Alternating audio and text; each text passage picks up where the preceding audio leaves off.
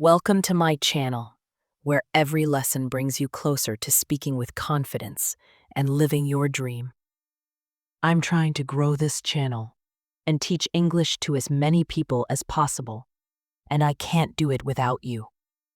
If you just take 1 second to hit that subscribe button, it's free for you, but it means the entire world to me. Did you do it? Thank you. Kriya grew up in a small, sun-soaked town in India, where buffaloes wandered the streets, and evenings smelled of chai and wet earth.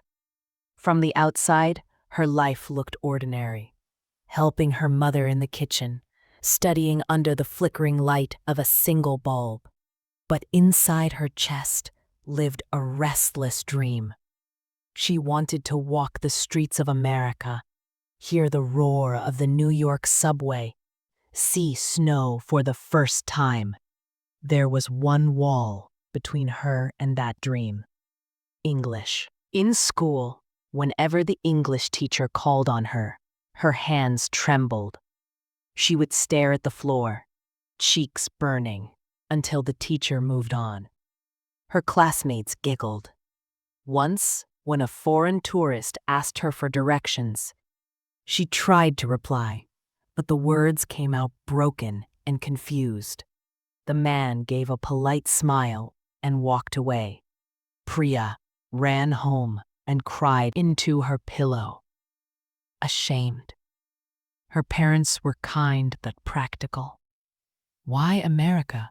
her father asked. "You can work here, be close to family." Priya couldn't explain it fully. It wasn't about leaving them. It was about finding herself. She wanted to live in a place where she could be both small and infinite at the same time. She started small. Every evening, after finishing her chores, she sat with an old second-hand English dictionary. She copied 5 new words a day into a notebook. She practiced in front of the mirror, speaking to her reflection as if it were a stranger at a bus stop. At first, she could barely string a sentence together, but she kept going. People laughed. "America? First learn English," they teased. She didn't argue. She let their words fuel her. One day, she discovered a free English speaking club in the nearest city. Twice a week, she took the crowded bus there, holding on to the railing as the road twisted past fields and markets.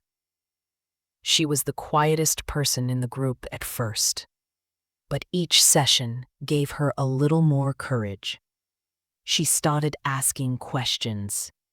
Then she began answering them. It wasn't a straight path. Some days she forgot everything she'd learned. Some days her accent drew chuckles. But she learned to keep her head up. She realized mistakes weren't signs of failure. They were proof she was trying. Years passed. Priya's English grew clumsy, but confident. She took a part-time job tutoring younger children, teaching them the same words she'd once struggled with. And then, one day, an email came. Her student visa had been approved. The day she stood at the airport, her heart was racing, her hands gripping her passport. The immigration officer looked at her and said, "Welcome to the United States." Priya smiled, her voice steady. "Thank you. I've been waiting a long time to hear that." She stepped out into the cold New York air. The city roared around her, fast, loud, alive. Her English wasn't perfect, but her courage was. And for the first time, she felt the dream wasn't far away anymore. It was under her feet.